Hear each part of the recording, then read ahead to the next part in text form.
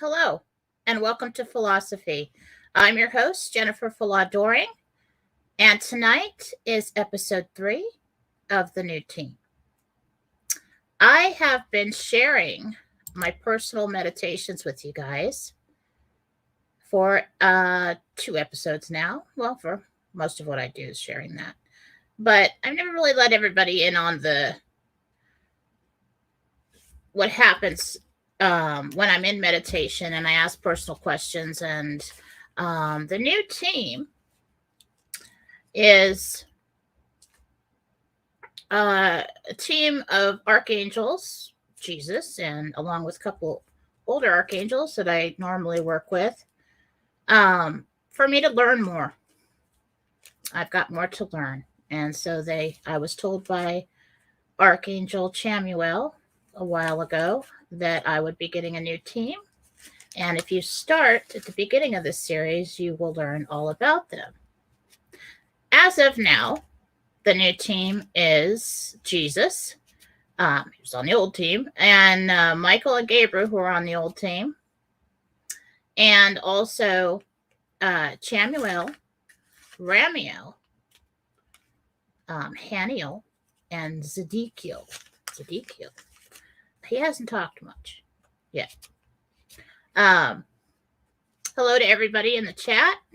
Thanks for joining me. I do know a very popular guy named Phil's got something going on right now, so we'll see how we do. But so tonight's really going to just be story time. I'm going to throw on the ugly glasses and read you everything that I've gotten since our last meeting here. I did want to start back on the 31st of May because I wasn't sure if I got this recorded on this show. And what I'm going to do with these shows is probably transcribe them later on for books and things like that. So you guys get to be on this journey with me. Now, I'm just going to say right now, a lot of this information that I get has been very personal lately. And they tell me things, and I really try to keep ego out of it. And I'm like, am I saying this stuff? I'm putting words in their mouth because I'm like, think I'm so great or something. Really try not to do that. And you're going to hear some of this. But the way that the archangels teach is bits and pieces that later on make a beautiful puzzle, make a beautiful picture. And the way they do that is perfect in design, because when you get that final piece, you look back and say, oh yeah, that makes sense now. So so here we go. Yeah, I see the people in the chat are talking away. Yeah, I saw a little bit of Phil's live, but I don't have time for that. So I came back here. All right, so it's time to put the ugly glasses on. With the reading glasses, I got them bigger because, and then we've got the glare. So I don't know what to do about that. We're just gonna have to deal with it. Okay, so back on 5/31, I did this. I got this for another show called Real News Live with Mike Vera, and we call it Gentel, which is kind of cool. And I went to the library. Now, there are 2 areas now that I go for meditation. The original area that I've been going to for 10, 12 years is on the 6th level of heaven. It's basically what they've told me was my house. And it's this big house. There's a healing room there. It's kind of weird how things are set up. So I always thought it was like, yeah, they're telling me it's my house, but it's probably Gabriel's house, right? And there's a lot of land around it. There's rose gardens. There's different structures. There's a gazebo. There's all kinds of things. And I'm very used to going there. I feel very comfortable there. I feel very safe there. It's very heavenly. And so now the new team has me going to a new place. And I call it the Golden City. It's not golden, because the more I go back there, the more I see it, the more clear it comes in. And that is something very interesting that we're going to learn about tonight. But for this meditation, I feel a little frustrated when I go to the new place because I'm out of, when you go to the place you've gone to in meditation a lot, you don't have to think about it. It's not like sensory overload trying to figure out where you are and what this is and what's going on. So I went back to the library. Now, in this house on the 6th level of heaven, it's up on this like plateau. Okay. And there is what is called the library. And a long time ago, when I took a long time, and someday I'll go back and do a series of the old days, and you guys can learn the meditations that I did that got me to this point. But there was a process at one time of me discovering that house and what was in that house, and I'm sure there's things I haven't even seen there yet. It's very interesting. But I found my way, and I thought I was creating all these rooms, right?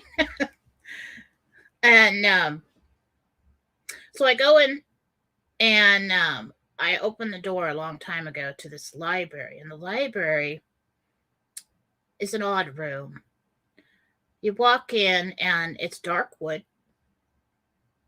and you look over to the right, and the entire wall, the ceilings are probably 15, 20 feet tall.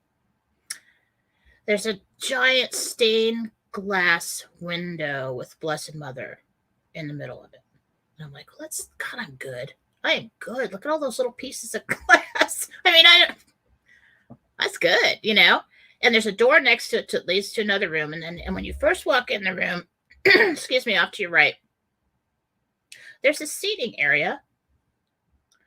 And there's like a fireplace over in the corner, and there's a seating area that's really cramped. It's like there's a couch and there's chairs all the way around in a circle, and I can't move it. I can't change that.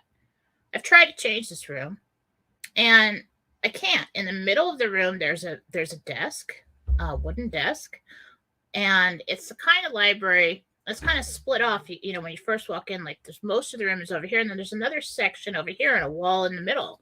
It comes halfway into the room, and that section where the stained glass window is, and around you go around this way, and it's all those dark cherry wood floor to ceiling bookcases, and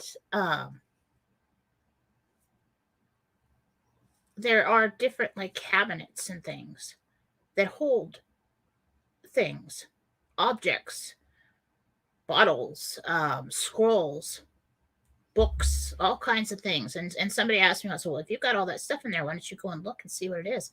First of all, because it's hard to read things when you're in meditation. But it's funny because when I'm in meditation, I can't seem to stay in very long, no more than an hour. And I'm task at hand. I come in for a certain reason, for answers for somebody, something about my life, to learn something. I go and do healings, something like that.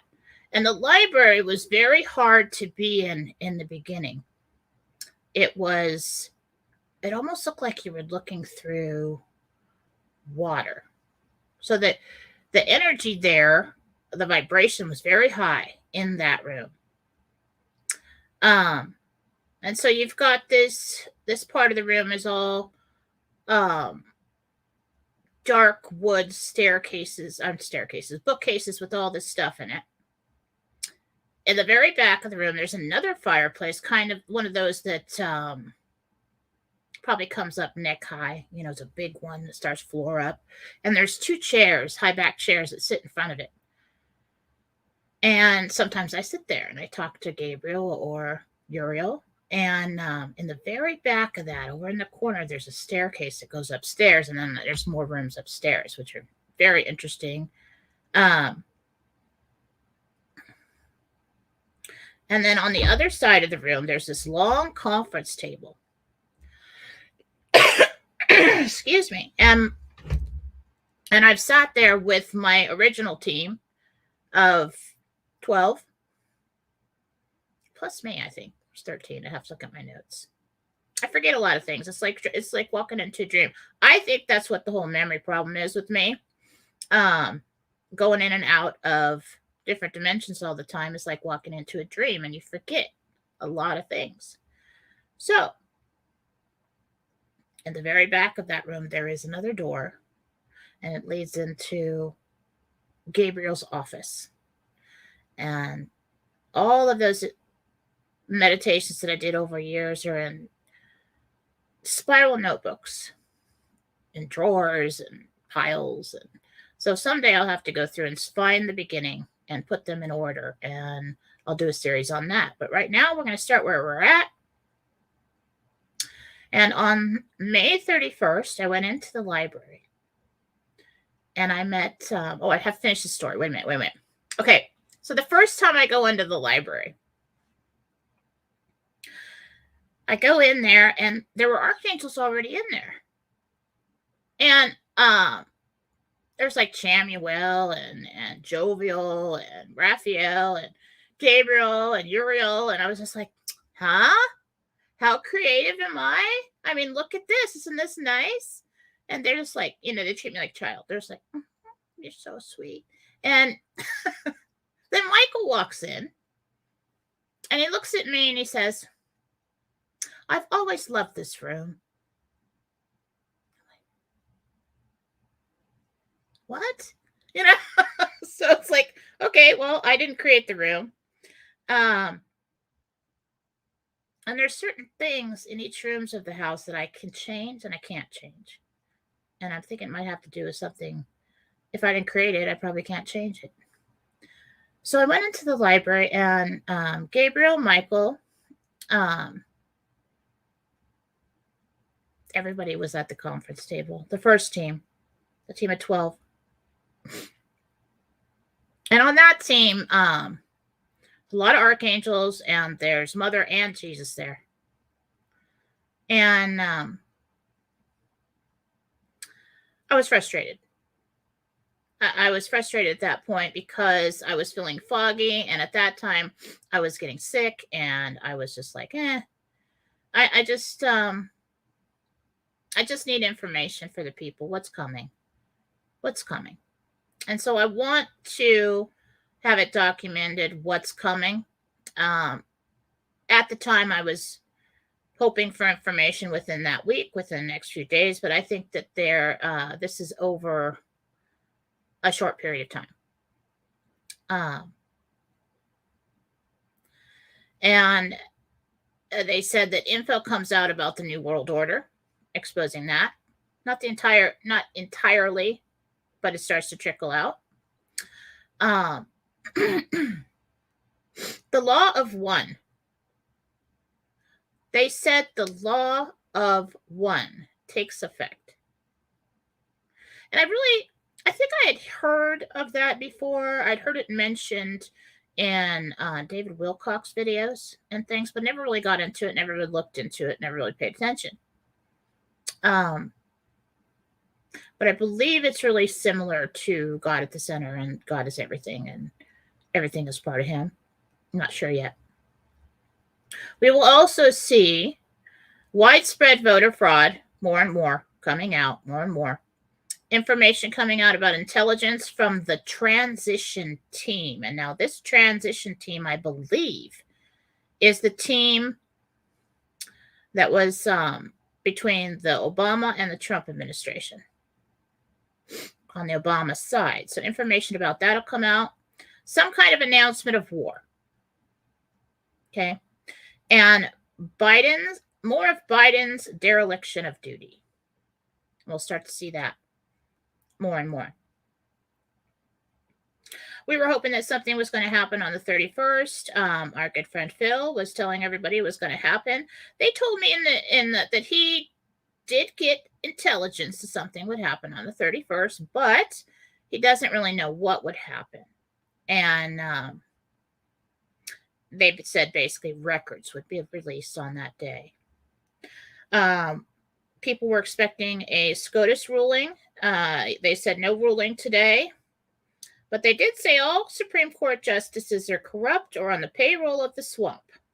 And even Kavanaugh, I said, and he said he's enslaved. So against his will. And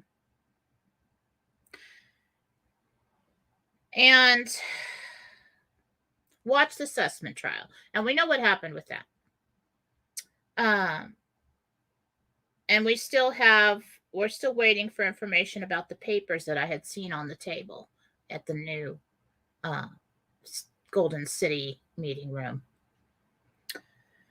It's the beginning of disclosure in mass.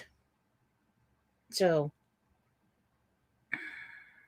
and the public will begin to become more and more angry with what they find out. All right, so that was 531. And then I went and did another meditation on 531. So I met Gabriel and Michael in the field. And now when I say I meet in the field, this is up on the plateau where the old house is. There's a tree.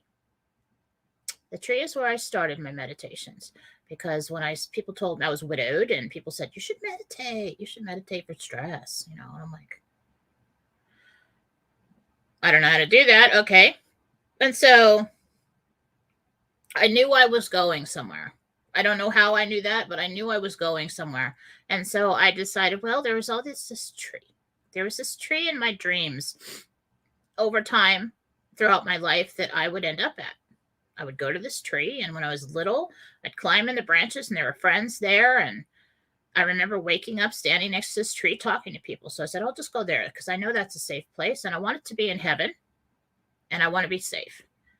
And so I don't know how I knew all that stuff at that time, but sometimes you just know things. And so I did that, and that's where it all started. So in front of the tree is this long, probably football field-sized field. And when I say I met them in the field, that's where I was. So I met Gabriel and Michael in the field. They took my hands and led me to the Golden City courtyard. And so when that happens, they take my hands and you walk like 2 steps forward and you're there. That's it. No big long journey, nothing.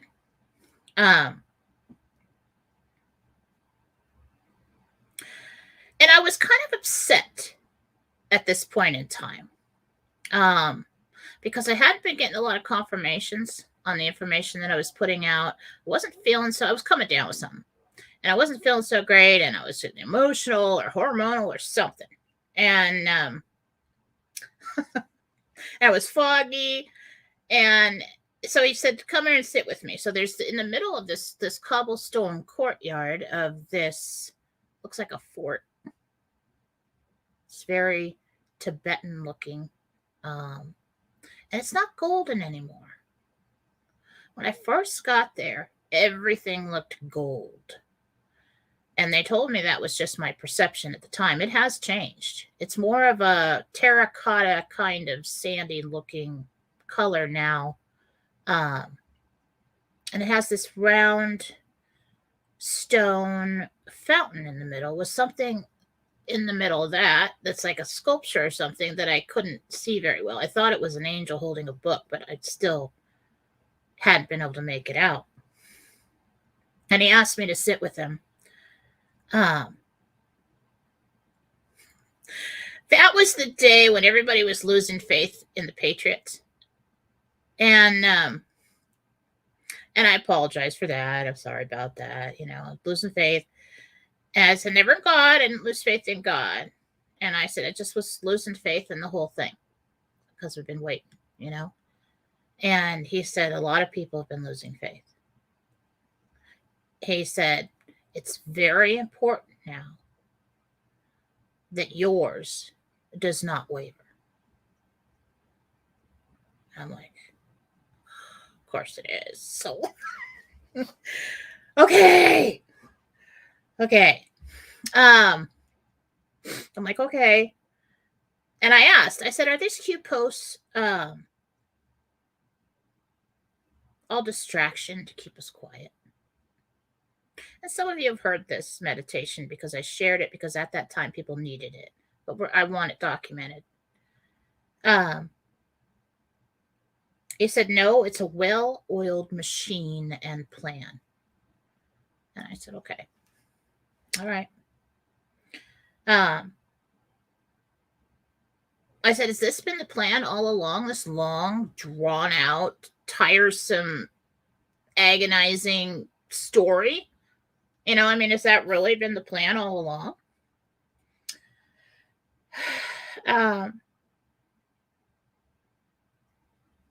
He said, remember that this is his 4th attempt.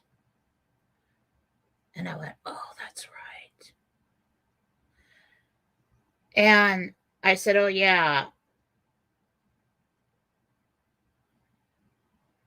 And so I remembered a long time ago. And at the time, it just seemed so random and stupid and crazy, right?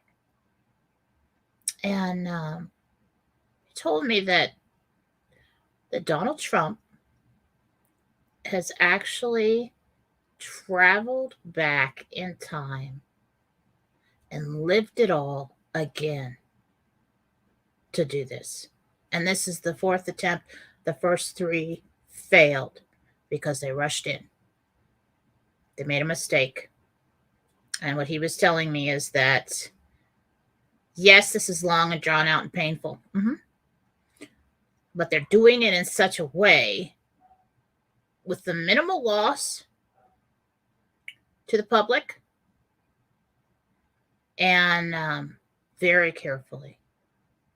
And I'm like, so did he go back with others? 4 others. And I said, who are they? And he said, that's not important. I'm like, okay. Sometimes they won't tell me things, because that's none of my business. They've actually told me, that is none of your business. Okay, that's fine. Okay.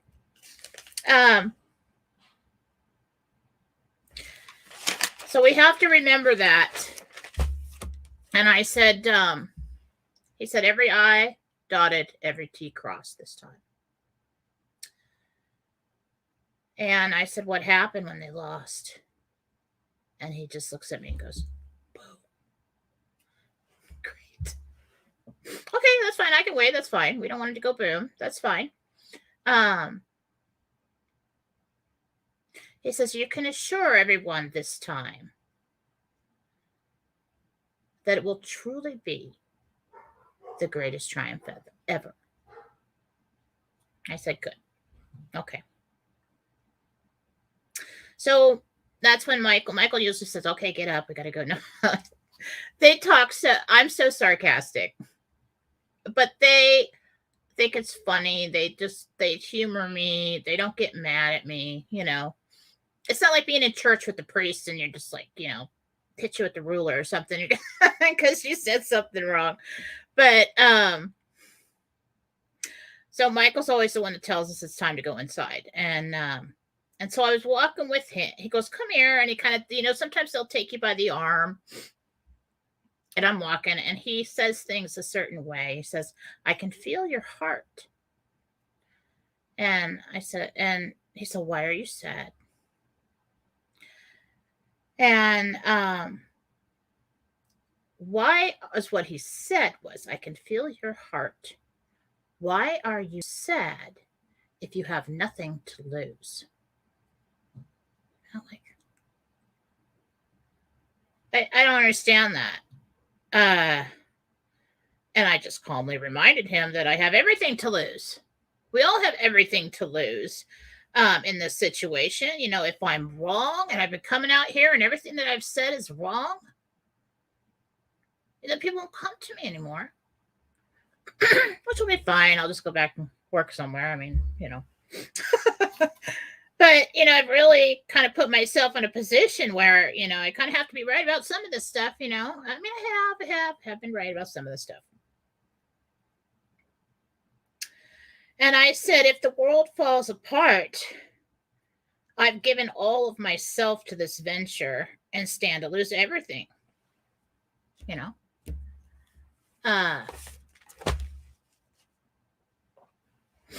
I said, why have I even been led to this in the first place, to be working on these topics?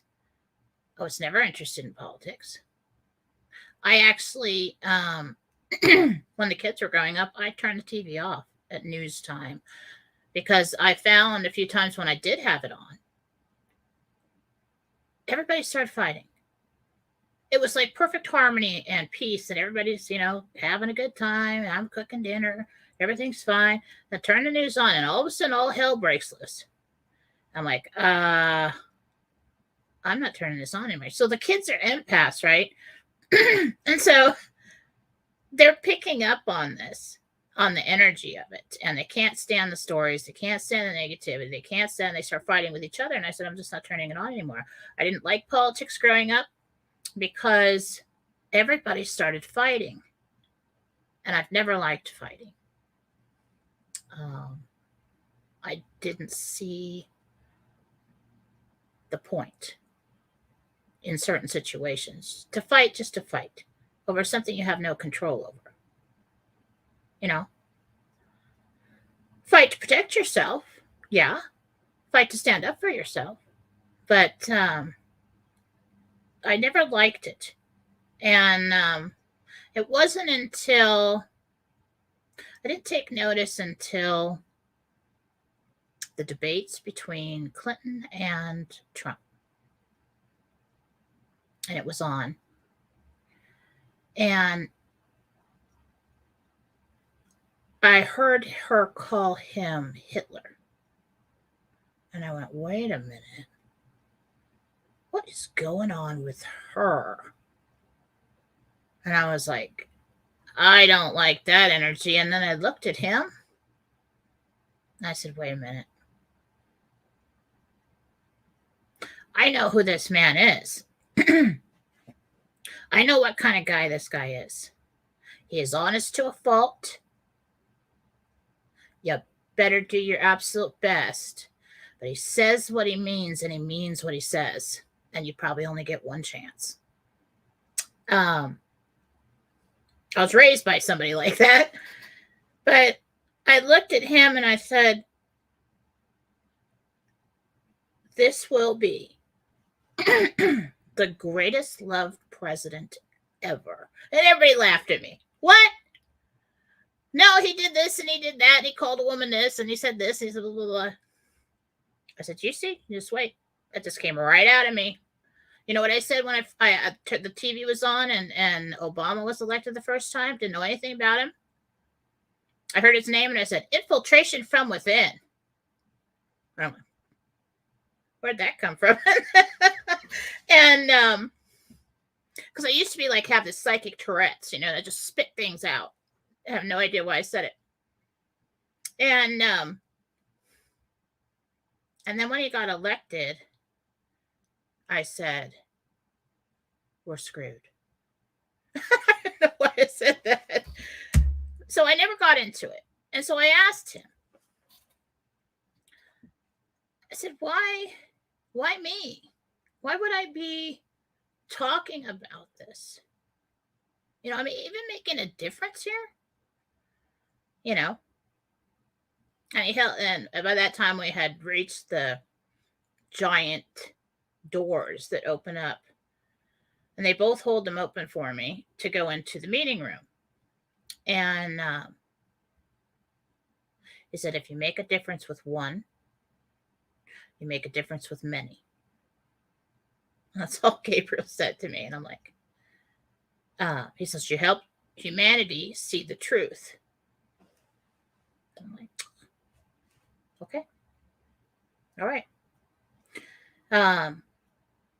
And so Michael walked into the meeting room, and I'm kind of just standing there in front of the door, and everybody starts, you can see them moving around. They're all starting to come to the table.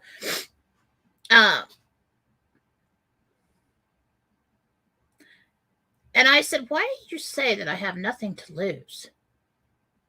I still didn't get that.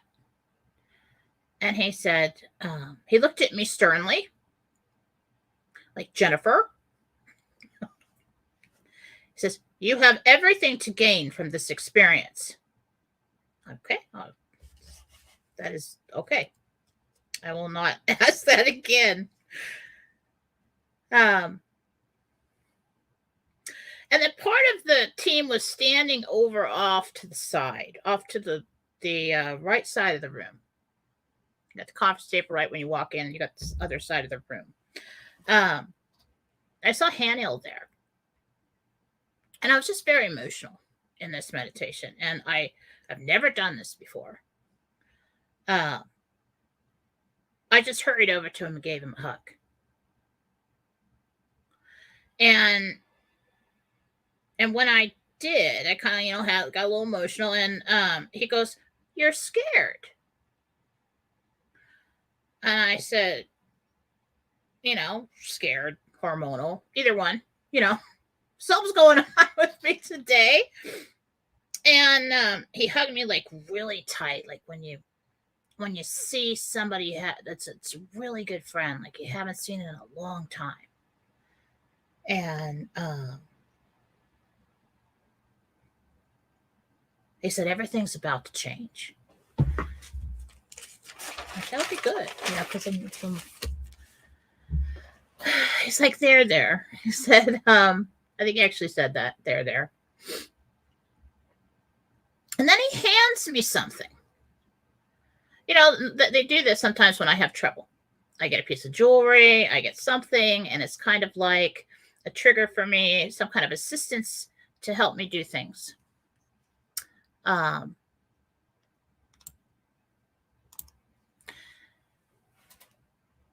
it was a big golden key, like an old-fashioned looking key, like the size of my hand.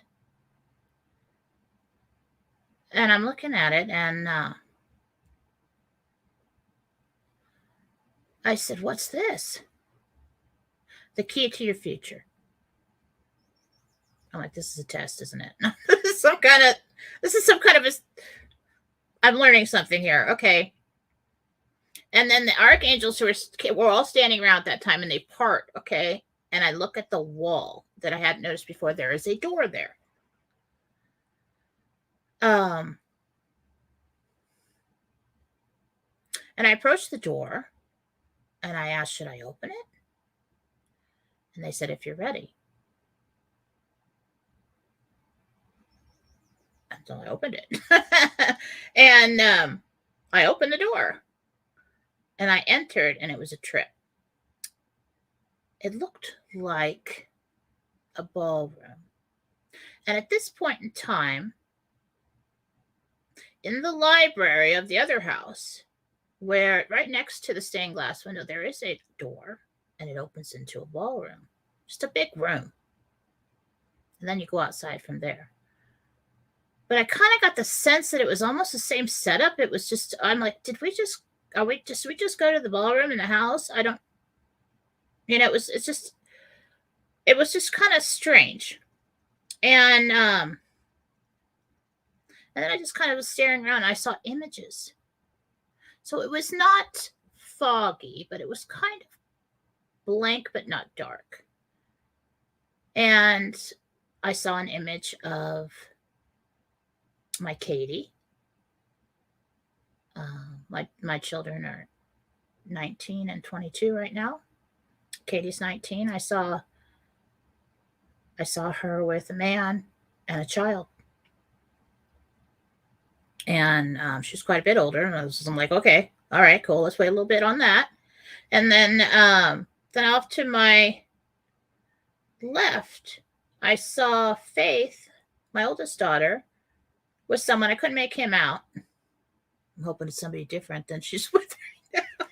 I don't know. We'll see. And then my husband was with them, and hang on, I gotta pop up. All right, everything's cool. My husband was with them, and he was happy, and they were playing with a child. I'm like, okay, good. Everybody's gonna have a family. And then it was like, I was kind of tired, and so I'm like, this is kind of hard.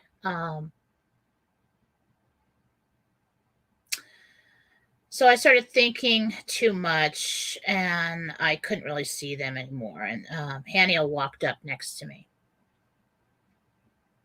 I said, "How does the future look for the people?" They will be pleased and free.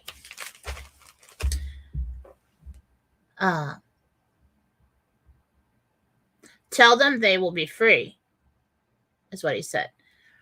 I said, okay. Then I saw an image forming past that image of Katie.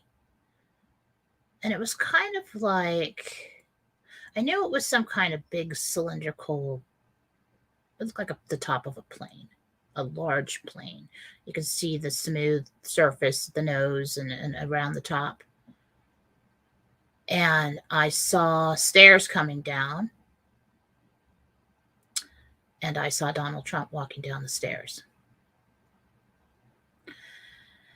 And then I heard it's kind of like it shifted to a news story. Like I was like a clip of watching something on the news. And there was a woman on the news saying, the president has landed in Air Force One, and it kind of trailed off. I'm like, he's going to be president again. Okay, that's good. When will we be free? He said, in the coming weeks, you will see and understand the timeline. I'm like, okay, that's fine. As long as we're moving forward here. And I'm always asking about the debts, because that's all I care about. Can we just get the debts wiped out? That'd be great. I said, what about the debts? He said, debt will become an outdated term. Good. And I thanked him, and then he did something. So here's the personal part. Then he did something interesting. I gave him a hug goodbye because I was getting tired. I was going to leave, and he paused for a moment. He looked at me, and it was like great emotion in his face. And he said, I've missed you so. And I'm like, really? I was just puzzled. I was like, and he said, we're very close. You and I are great friends. I'm like, oh, well, that's great. Okay. I don't remember. That's great. So they'll do that. And so then you get this, and I'm sure I'll learn more about that later. So you get this little bits and pieces. And it could be over like 10 years. It could be over a week. But you'll remember something from before. And then another, and another, another. And then and this is how they teach you. Because if they were to come out and tell you everything all at once, hey, guess what? This is who you really are at home in heaven. And, all these people you just think are human, they're all like really awesome things in heaven. And they're like, have their own missions and stuff like that. And they told me that this is yours and this is what you are. And this is all the lives you had and stuff. I would be like, no, I'm not. I don't accept that. But the way that Jesus and the archangels, they teach you is perfect. It's absolutely perfect. You have enough time to absorb. And when you get another piece, you fit it together with another and another, and you just kind of like, and they know at what point in time you're ready to accept something or not. And so it's perfect. So then we get up to June 6th. And we had a Gabriel situation update, June 6th. And we met in the courtyard. So we're going back and forth from 2 locations. So when I told you that off the library, there's a door and there's a ballroom. If you go outside from there, there's a big, I'm sure it's not concrete, but it looks like a big concrete courtyard with, really pretty railings. And off to the left, there's like rose gardens. It's beautiful. It's huge. And so I met him there, and he asked me to sit. He already had somewhere for us to sit. So usually when you meet with them, like if you want chairs to sit in, there's chairs. It's just like a thought, and it's there. So there was already this elaborately carved love seat couch, dark blue fabric. Well, maybe like a royal blue. Maybe like behind me. A little bit lighter, maybe. And so I sat down, and then I saw my dress. And it was like this spark, not like major sparkly like sequins or anything, but just had a gleam to it. This sparkly dress, and it was like an ice blue, like really light blue.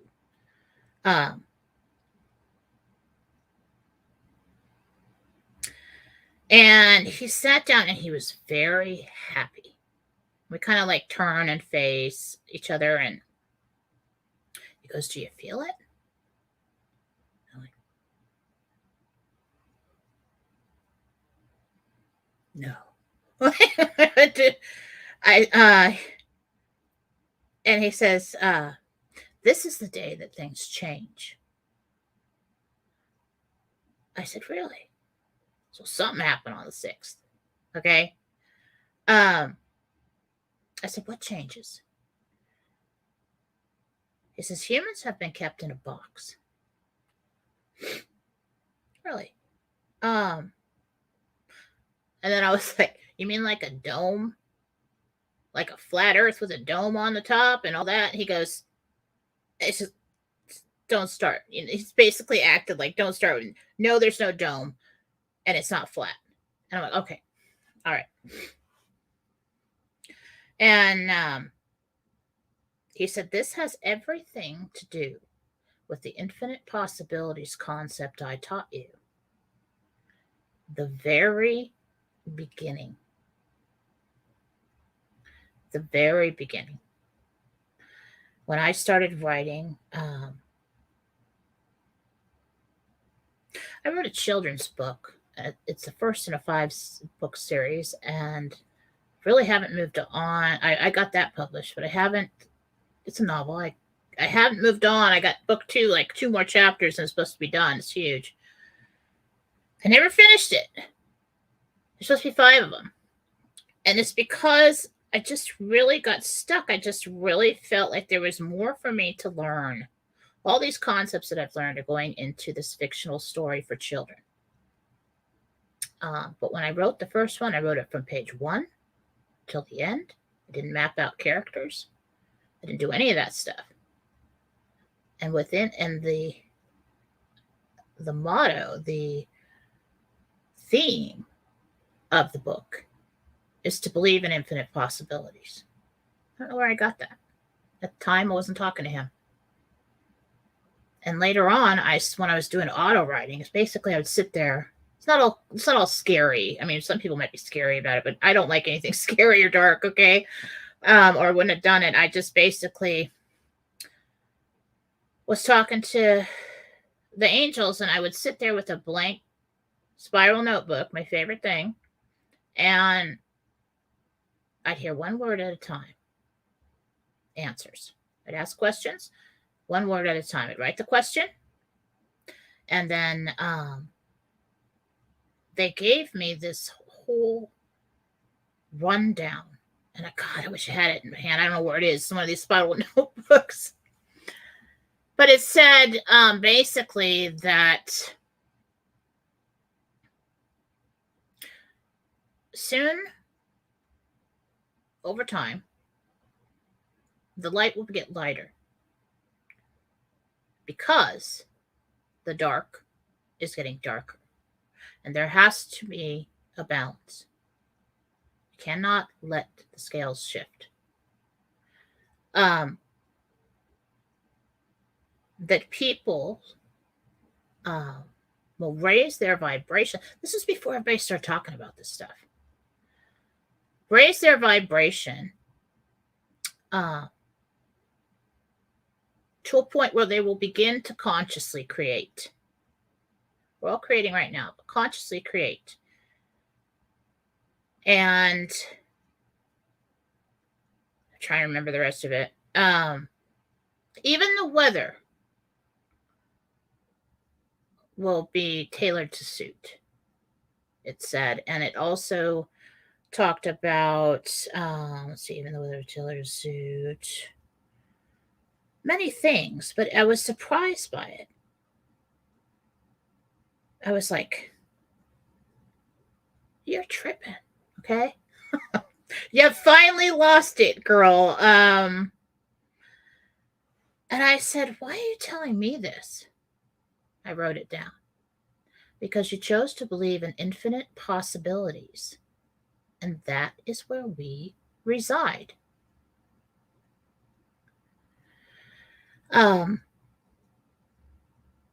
So what he's saying here is this concept of infinite possibilities. He says it has everything to do with the infinite possibilities concept I taught you. People will begin to see past their perceived boundaries now. Of course, it's a progression. Everything is. He says the skies will open up for them. And I said, does this have anything to do with the finances? I'm always going back to the finances. Yes. And he's still very happy about it, even though I said that. And he says, yes. And I was kind of like, yeah, I probably shouldn't have asked about money. We're talking about big universal, And he says, money allows people to remove the can'ts from their lives. It's a trigger to enable them to believe in the infinite possibilities or not. It can create limitations or it can open things up for you.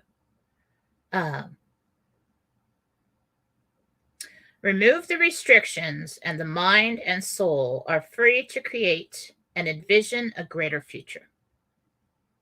That's what he said. A better experience. And then he was like, you are going to be so happy. And I'm like, I am? Good, because I could use a whole bunch of happy right now. And I said, you look so happy. He says, I am. And he said, can you imagine how long I've waited and wanted for people to be free and happy? And then I thought about that. And I was like, yeah. Because you think about the archangels, and the angels, they assist humanity. They assist God as you.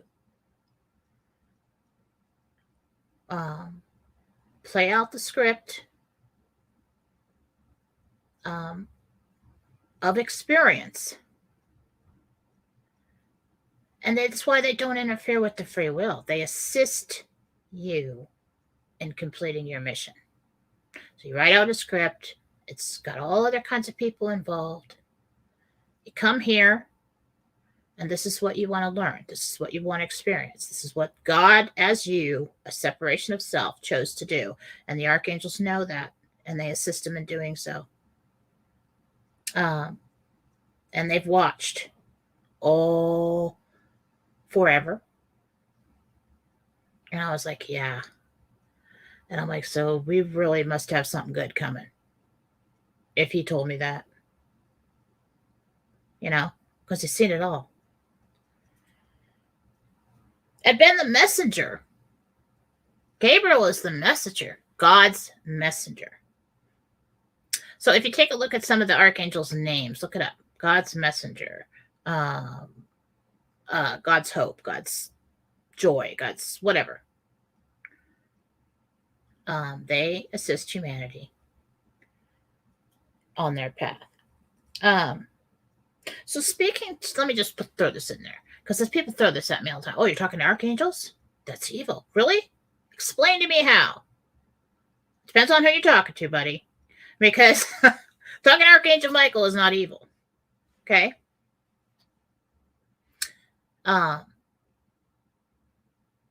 they assist humanity in what they are supposed to be doing.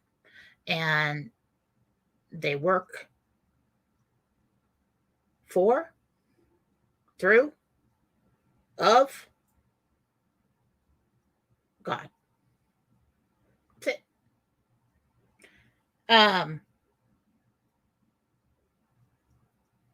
And so I said, so it's a good day. And he said, it's a day to celebrate. You don't know why yet. Celebrate anyway. I'm on for that. Let's do that. I'm all for that. Okay, so another meditation. Looks like I did 2 in one day here because I've got it dated the 6th. Maybe my dates are off. But I met Gabriel and Michael in the field by my tree. We went to the Golden City.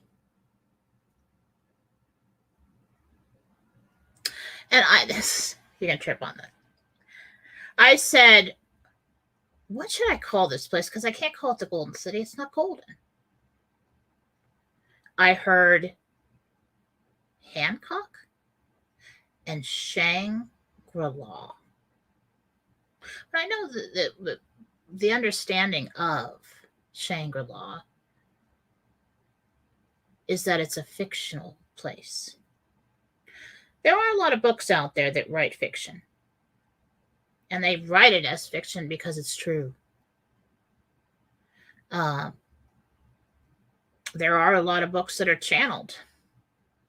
There's a lot of information given to people.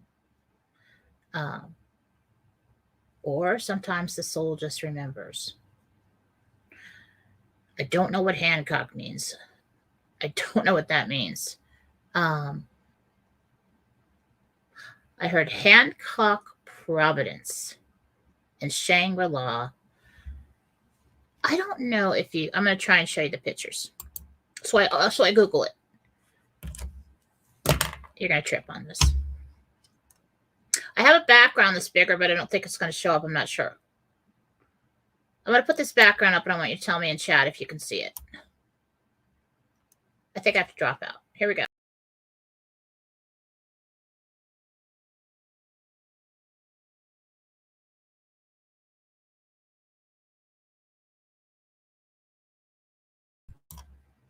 Okay, and then I have this other one that's smaller, so we can talk about it, but it's going to go right in my face because I don't know how to move it over.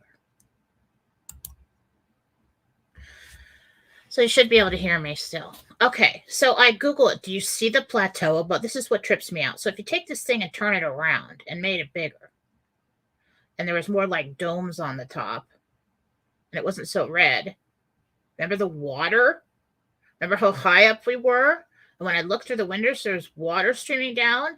And then we came from the plateau above. You see that plateau in the back? And that's where the other house is. It just totally tripped me out. I'm not saying this doesn't exactly look like it. This is a lot more sharp in its architecture with the rooftops and things like that, but they do come out like that. Very similar, but the place that it is what struck me. All right, so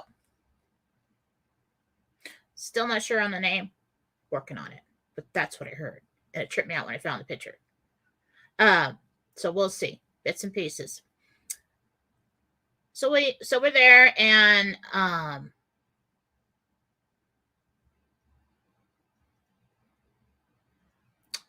on a second.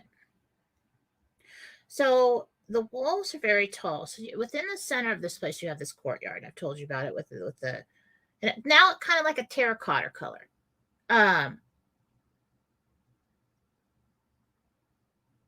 asked, why do I come to a place in the Himalayas to learn?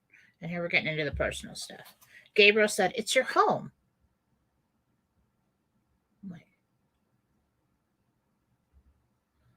This doesn't feel homey. I don't remember any of this. I don't know how this could be my home. This is weird. It's my home. What do you mean? like a home I had in another life on earth, or like in heaven, like my original place in heaven. Or I thought the place up there on the hill was my home. And he says to me, "That's our home." Just blew my mind. I don't even know what's going on anymore. I'm either tripping out. Okay. Then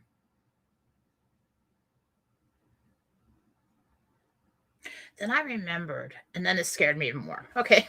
Not like scared, but like I put pieces together. Then I remembered in the beginning when I went there, they told me that it was the home of the seraphim elders. So there's a phylum of angels called seraphim, and they're very close to God. I met one once, and it was just like the joy on the face was just like overkill. It was like I've never seen anything like it. Seraphim elders, and this was their house. This was their complex. This was where, and I'm like, how could this be my home? And I've just been thinking about it ever since. I'm like, what?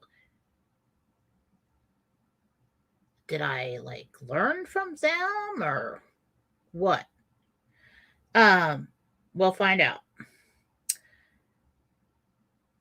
And then I kind of, and I'm like, no, that can't be. And which is stupid. I'll find out later that I'm wrong.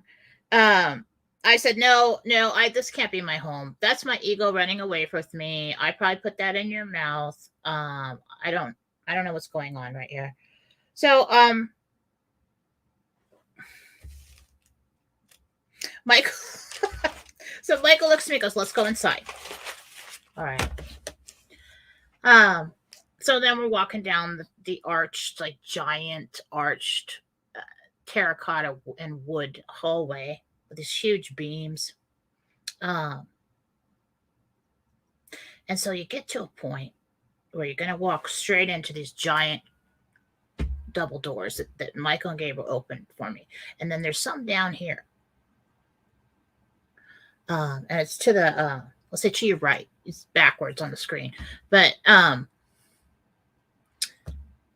they told me I wasn't ready to see what's down there. So, of course, I look.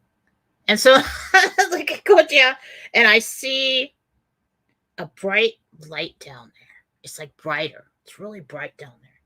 And then I see this blonde woman just walk quickly across in this white dress, walk across the hallway into a room. Oh my. And then Michael told me to go inside the meeting room. And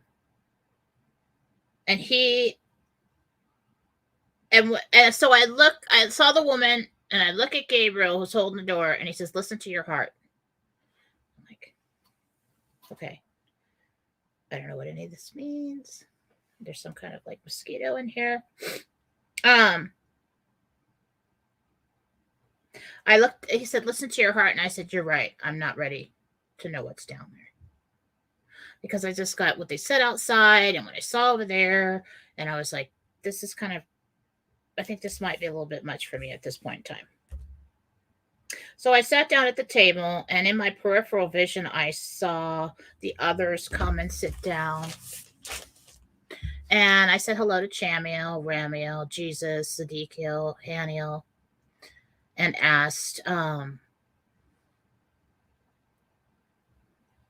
so I always feel like something's missing when I'm sitting with all of them. I feel like something's missing. And I my thoughts go to Barkiel. Now, Barkiel is a warrior angel. His dark short hair, he really kind of dresses like Gabriel pretty much, but it's a little different. Kind of got like the slat skirt and the breastplate and stuff. I met him a long time ago. So when you're doing a cleanse or a healing on somebody in the healing room, if somebody's got like more than one attachment that comes off, I'm not gonna describe it to you because it's gonna put fear into you. But we just rip those things right off. Sometimes there's too many, And so I rip it off, I grab it by the neck, I pin it to the ground, I call Michael, he comes and get it. If I'm pulling more than one off, Michael takes it down to the dimension it belongs into and seals it up. God's honest truth here. Then if I see another one peeking out from somebody, I take that one too. And then I call Gabriel and he takes it and seals it up. Well, like there's another one. One time there was another one. And I called Barkiel. I didn't know there's a freaking fly buzzing around in here. This little Barkiel. And I didn't know who that was. And he came. Fast as I said it. Fierce. And he took it away. And over time, I have interacted with him a couple times. But I asked him, why do I always want to call? Why am I always expecting to see him? And then Jesus always sits at the end of the table, and Jesus is so perfect at everything that he does. He just goes, come here. And I'm like, there's Barkiel. He walked in. And so I was like confused as to why is he part of the team? Is he supposed to be part of the team? I just always feel like there's something missing and my thoughts go to him. And I said, I'll skip this part. I'll go back to it.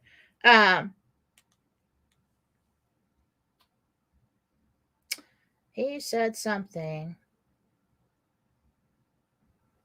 It's the next page. Hang on. So let me get to this and we'll go back to Barkiel. I asked, why do I always meet up with the male twin of the archangels? And Jesus said that is an excellent way to refer to them. So a lot of people, there's a controversy where people say, no, Haniel's a woman. Certain archangels are female. Certain archangels have a twin when they were created. You've got a female aspect and you have a male, and they are absolutely separate entities. A female or a male will come to somebody depending on what they need and what they feel comfortable with. And I asked, why are all the archangels that I communicate with male? And Jesus said you needed strength and something you had lost. And that was the male guidance in your life. And at the time, yeah, my dad was far away. My husband had died. I had all kinds of female everywhere. That is something I didn't have. And that's what I need. And that's what I trusted in the beginning. And it's just always been that way. So, interesting. I said, do I know the females? And he said, yes, you know all of them. Well, that's interesting too. So the Barkiel thing was curious. I could tell you an amazing story about an individual I know, but that's personal information. Maybe someday, if he lets me.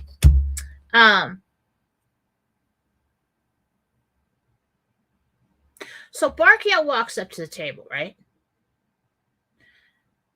And he looks over at Zedekiel, the blonde hair, short, kind of curly haired angel. And he looks at her and goes, she remembers? He's very intense when he talks.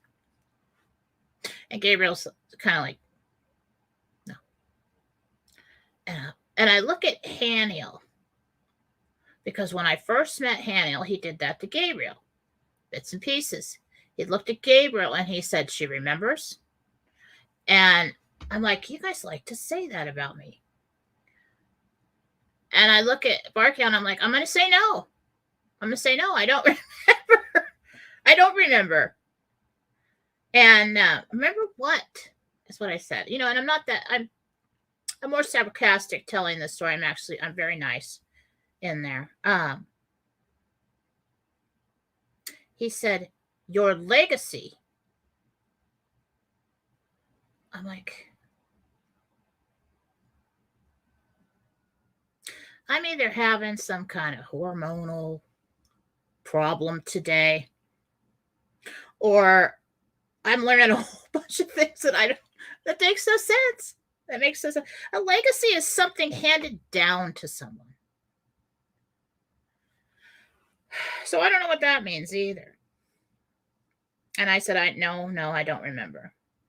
So when I said I didn't remember, he stepped back, he put his hands behind his back, legs parted, and just stood back at the wall while the rest of us talked. And just stayed there.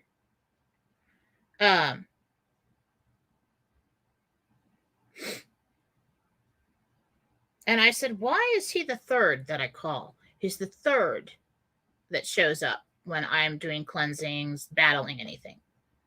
There's really no battle. You just get rid of it. Jesus said, we sent him to be with you, in the vicinity of you. And throughout your life, you will see him. And I'm like, cool. Well, that's a good one to have around. I mean,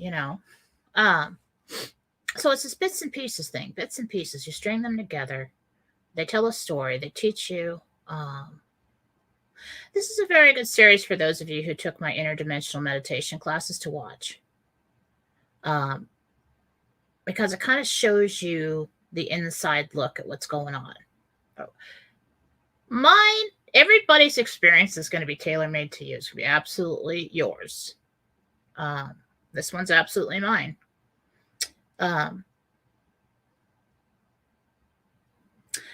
so then we got to work, and I said, what am I here to learn today? And so here's some more stuff that doesn't make any sense to me. So he just puts this, God, I don't have anything about the size. It's about the size of like a tangerine, okay? Pear-shaped, white-looking crystal with light in the middle of it, in the middle of the table. And I'm looking at it. Like, crap, this is going to be hard. They're going to want me to do something with this. And it had a light in the middle of it, and he says, take it. So I kind of hesitated, and I'm like, I don't know. What if like evil has slipped into my perception and wants me to take some kind of evil stone, or and so I said, if this is of God only and will help me help his people, I accept. And so I picked it up, and I'm like, okay, we're good. I can pick this up. It's not trusting them. It's really not trusting my perception. Because I wasn't really, this was a weird one. This was a weird meditation that day. And I held it in my hand, and the room disappeared. And then all of a sudden, I was up high somewhere, and I was zooming in down on the ground below. Like I could zoom in like a camera. And what I saw was almost like desert with like sagebrush and things like that. And then I kind of pulled out. And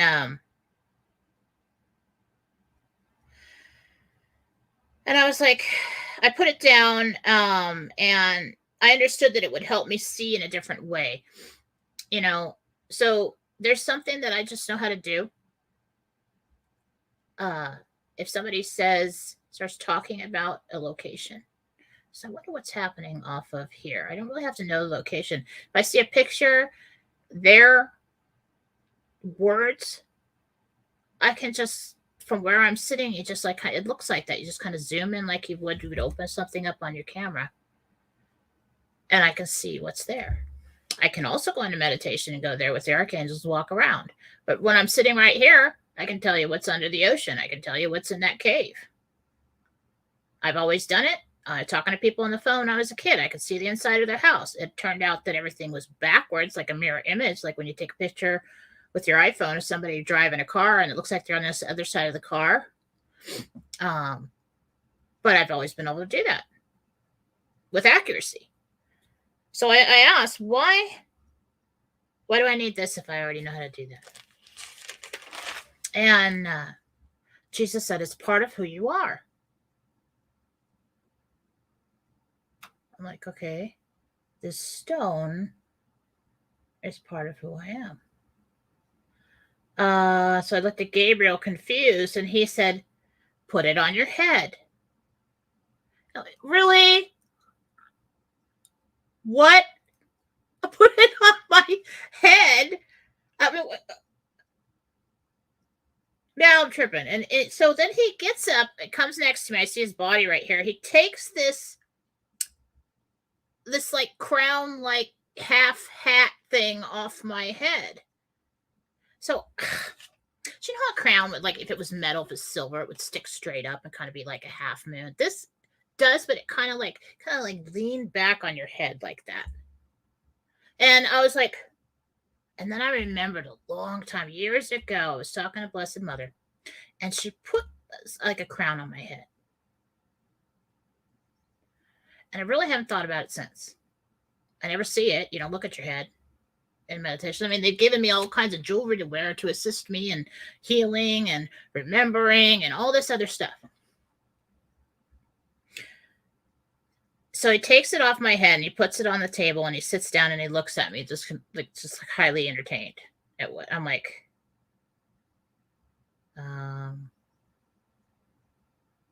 So I see that on the top of the crown, there's like this little indention, like U-shaped indention. So I take the stone and I put it there and it just like melts into there. I'm like, that's cool. And so then I put it on my head. And I looked around at the table and like when I look up, I could see. So normally when I see them, it's kind of like a tunnel vision kind of thing. The clarity, the definition.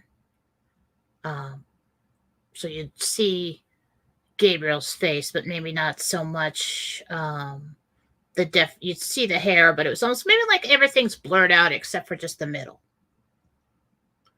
But then when I looked at Michael and Haniel sitting next to him, I could see the definitions of their hair, their eyes, everything. And I was just looking around at everybody at the table and I was like, I said, I won't question that I can see anymore. I won't. Okay. I won't question that I can see anymore. That was the lesson in that. Doesn't mean there was an actual stone. Doesn't even mean there was an actual crown. But what they wanted me to stop doing was holding back and thinking, well, maybe I didn't see that. Well, maybe I can't see that. This is hard, or I can't do it. You know? I said, okay.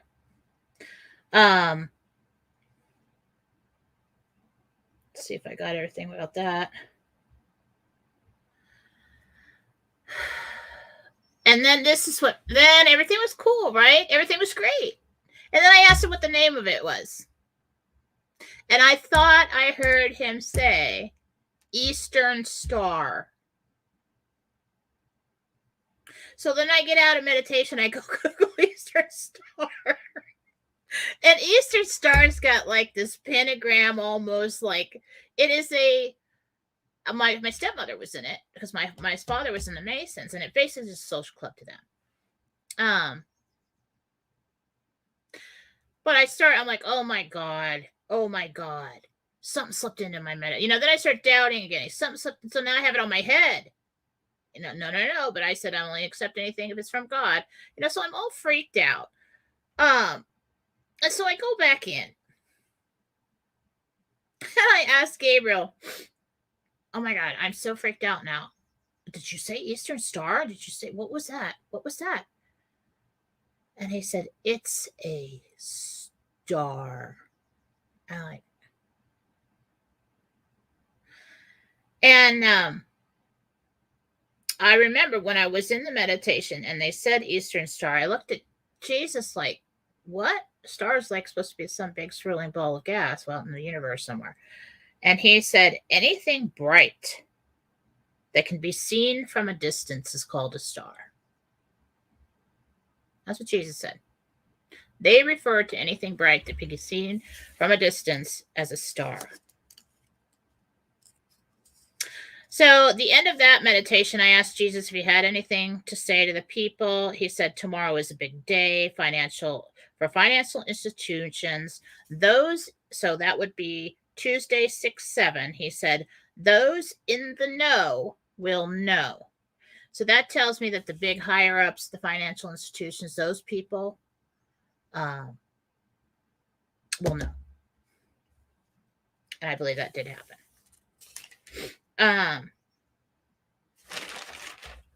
Okay. So now we're down to 6/7, June 7th.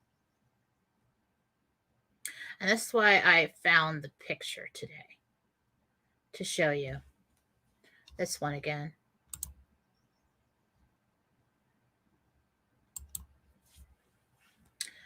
I just went straight to the Golden City this time. I'm still calling it the Golden City because I'm not sure about the name.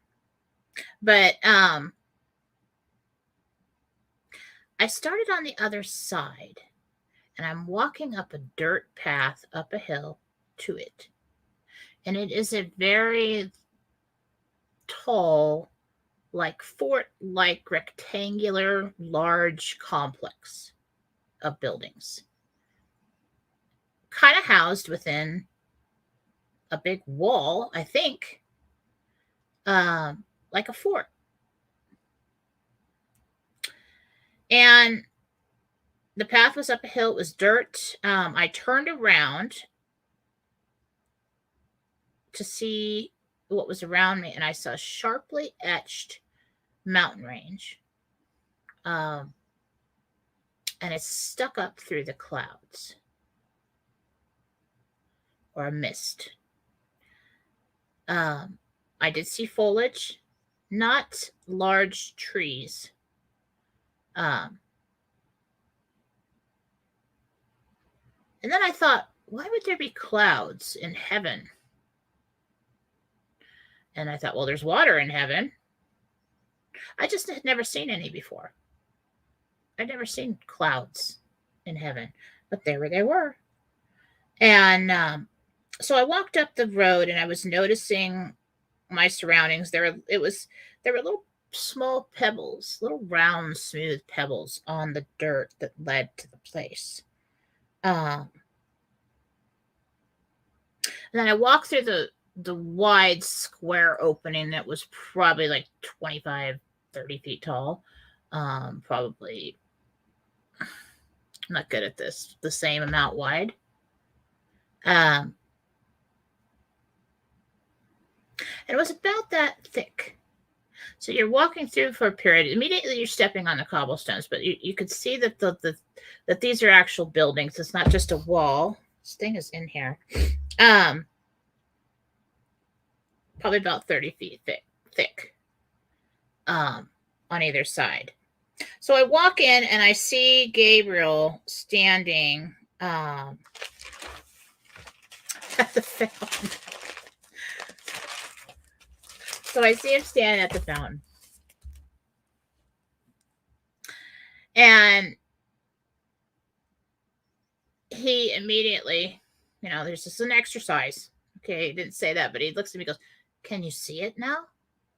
The fountain. I'm like, okay, we're going to try and see that what this fountain is now. It's like my third attempt. I was looking up at it, and you really can see something like wings up here, and then something comes out this way. I assumed last time that it was like an angel holding a book, because that's kind of like, but I could see more definition now, and I'm seeing more of like an animal body and a head. And I immediately, I immediately think Pegasus. Oh, that's nice. Isn't that nice? It looked like a winged animal rearing up. I can see now why I assumed it was an angel with holding a book. The front legs were up in the air. I asked if it was a horse, a Pegasus. And then Gabriel said, it's a griffin. What's a griffin? And then I was like, okay. I don't know if that's good or bad here, but I'm assuming it's good. And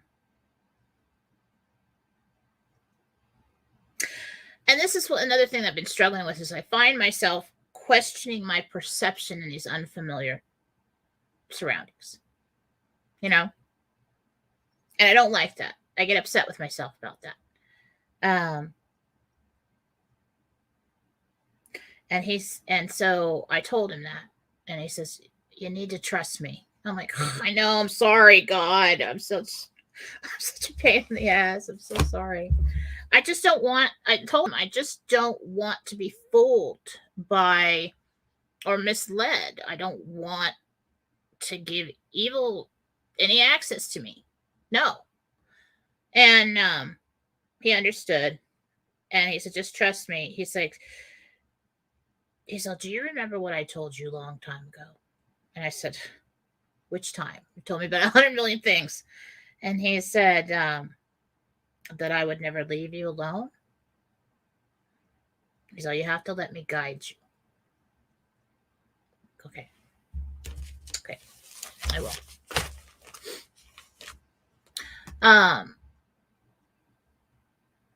I said, it's just that I don't remember. It's a very different than I'm used to. And Michael piped in, because he was standing there too, and he said, you will in time. It's just a deeply repressed memory that I'm trying to uncover here, is what he said. And so then I go and I take a break. And I look up Griffin. Let me find it. So I look up Griffin. I'm going to read you the definition of a griffin. You probably already know. I really didn't know. A legendary creature with the body, tail, and back legs of a lion, the head and wings of an eagle, and sometimes an eagle's talent in front of its feet. I didn't see that, probably because it would have scared me. Because the lion was traditionally considered the king of the beasts, the eagle, the king of the birds, by the Middle Ages, the griffin was thought to be a especially powerful and majestic creature. Since classical antiquity, griffins were known for guarding treasures or priceless possessions. There's more. In Greek and Roman texts, griffins were associated with gold deposits of Central Asia. Indeed, as Pliny the Elder wrote, griffins were said to lay eggs in burrows on the ground, and these nests contained gold nuggets. I don't know about that. But in medieval times, the griffin became a Christian symbol of divine power and a guardian of the divine. Now, how the hell did I know that? I didn't. Okay, so then we went inside, and when they all came to sit at the table, I saw Jesus very clear this time, because I got the crown. Oh,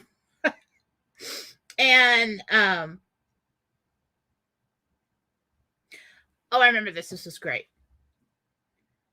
So when I could see his face very clearly, and the impulse that comes when that happens is you just want to embrace him.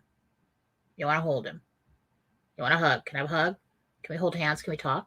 Can we just like that? And but I had that feeling, but I didn't say anything. I was like, no, it's time to work. We need to sit down. But I saw him move out of the peripheral. He knew it. He felt it. I didn't say it. And he felt it, and he came over to me. And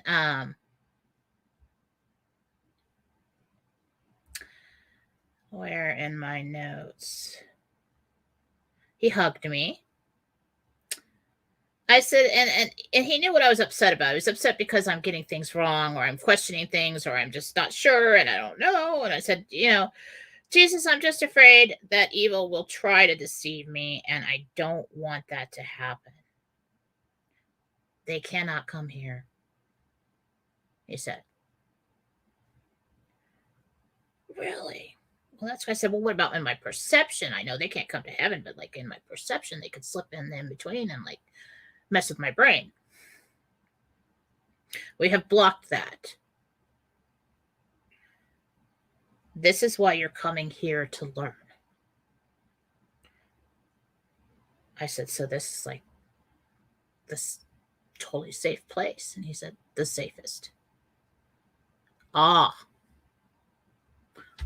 Well, that is good to know. And I will relax and I will just, try my best then. And I did then. It was like then that I relaxed and everything became clearer. He hugged me again and said, I know you love me. And I love you. I'm like, oh, good. All right. Okay. I feel better now. So then we sit down at the table and, I've told you guys before, it's like a big love fest with me when I'm over there. Holding everybody's hand and hugging them. And Jesus looked at me from the end of the table.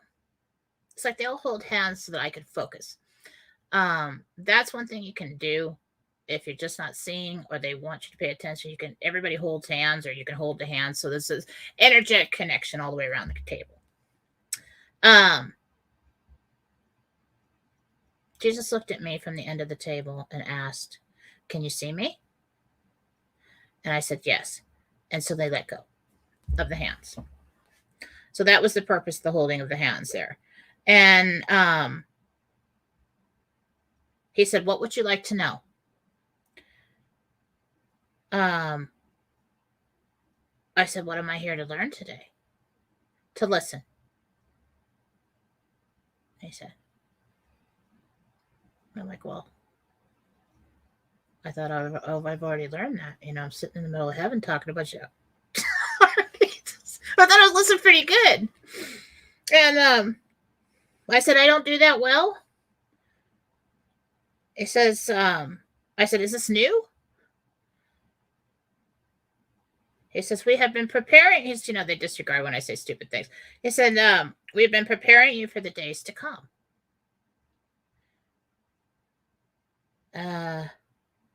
You will be a megaphone.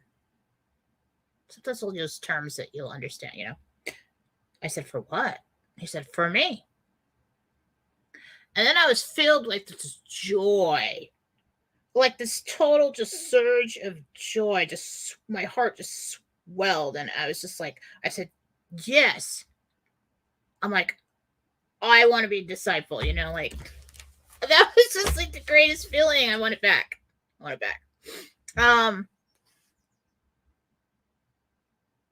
He says, tell them in the days ahead will be rocky. I have my hand in all of it. I will redeem my people. I am with them. And I said, when you say your people, Father, what about those who do not remember you? I'm with them all the same. Tell them to call out my name. He said, the heavens open and evil will flee from them. I will provide. And it's interesting because they don't really talk like that with me. It's always very lighthearted, I said, how is this different from what they already know to do? And he said, this time they'll mean it. The heart calls to me. It has to be. People will begin to truly know me now. A deeper knowing. I will lay a stone-free path before them. Remember that I am love.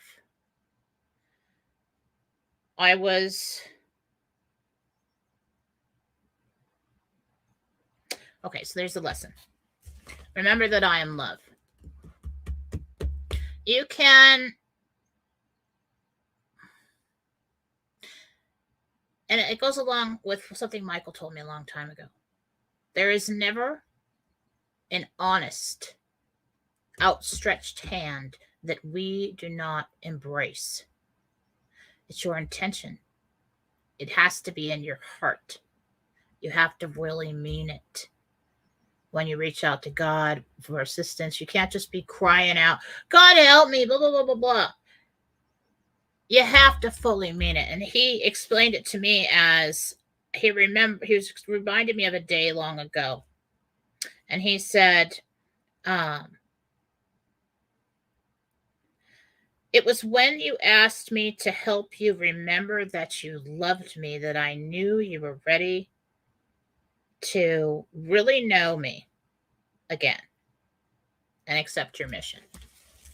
So there was a time years ago when I remember I grew up Catholic. We were supposed to love Jesus. We were supposed to, and I knew that.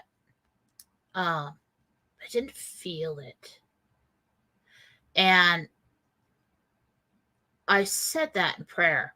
I said, and I was ashamed to admit it, but I said, I'm ashamed to admit, Jesus, that I know I'm supposed to love you, but I don't remember.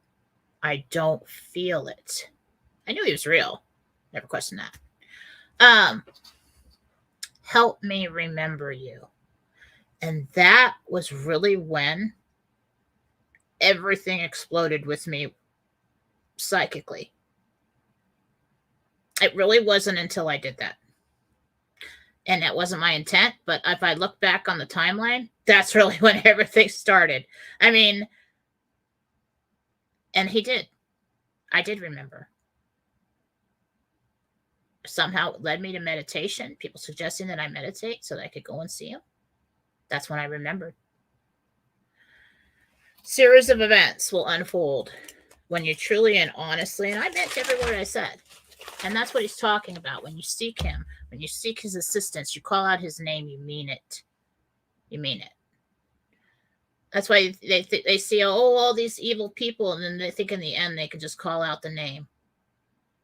They don't mean it. They don't mean it. I mean, it's not that hard. You don't have to be perfect at all, because I'm not perfect at all over here.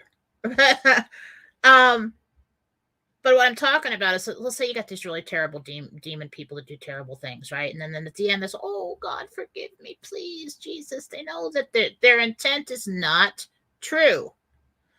It's just to escape their punishments. So, and he said, remember that I am love. Love is creation. It is light. It is the seventh element. It is the element that houses all others. And he said, I said that just now, but he said, it is ancient knowledge that love sets you free. They will know that again. So this concept, it's not just some pretty, love sets you free. There's so much more to that. There's so much more wisdom to that.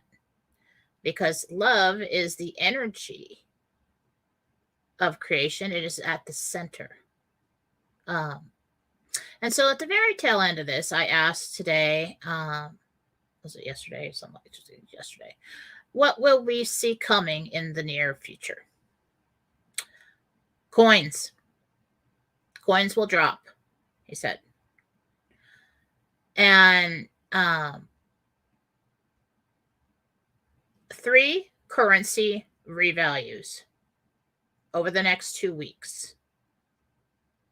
I think I forgot to say that on the other show today. Over the next 2 weeks. War is a simulation, he said. Created simulation. Don't panic. And then I kind of got frustrated because I'm like, okay, so we're just having this long conversation. It was totally easy. I was hearing every word. And then I get to these questions and I get this choppy answers. And why can't I hear more specific explanations? He says, your fear blocks my words.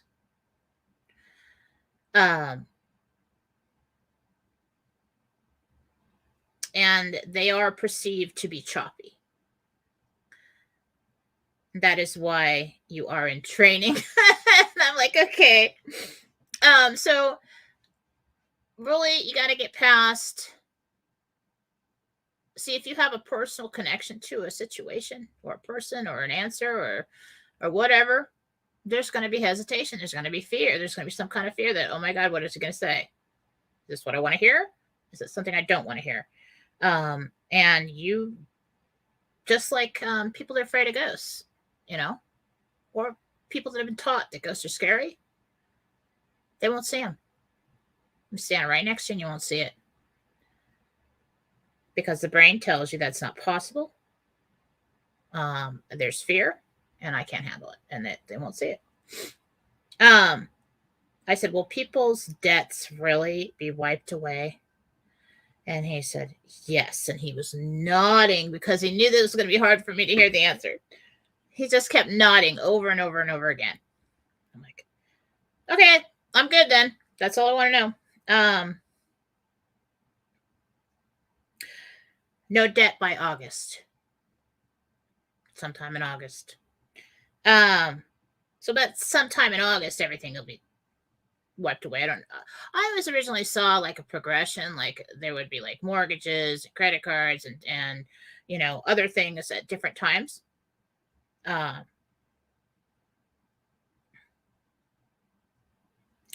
said, God, Jesus, last year you said God wins August 23rd. Was that for this year? And he said, that was the beginning of the process of this financial changeover. He did win last year, August 23rd, because that was when basically they kicked off the Nasara Jasara, or the whatever you want to call it, globally. And people basically signed and agreed, yes, we're going to do this. Then they had to start doing all the terms. And then they had to deal with all these different financial institutions and all these different people, and everybody wants this and wants that, and trying to get, long process, very long process.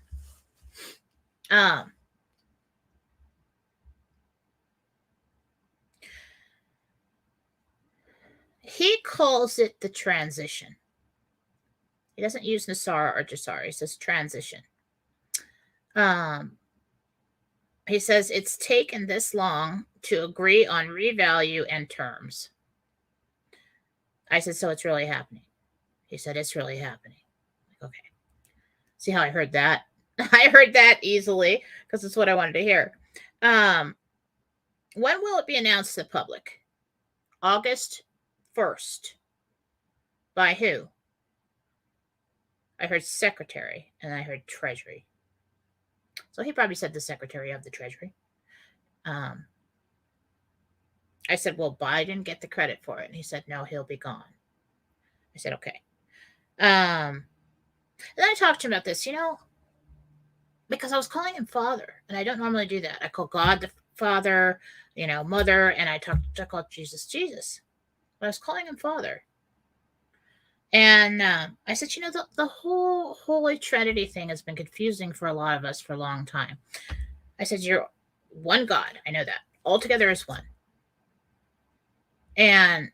But the church teaches the Holy Trinity is God, Holy Spirit, Son. Well, they changed it in the Holy Spirit. What is that? It's confused everybody forevermore. It's the mother. Duh. Anyway, they took it out. They didn't want women to have any powers. Man did that. And I said, I get confused by that. He interrupted me. He said, it's all me. It's all me. And I was like, and I was just trying to like, well, what about this? And then he goes, we play many roles, don't we? So it's like interrupting me and just cut me off and said that. We play many roles, don't we? I'm like, yeah. Yeah, we do. Just me as a person. I'm a mother. I'm me. I'm a daughter. I'm a friend. I'm a wife. I'm the lady who's saying all these crazy things on the internet and you're watching me.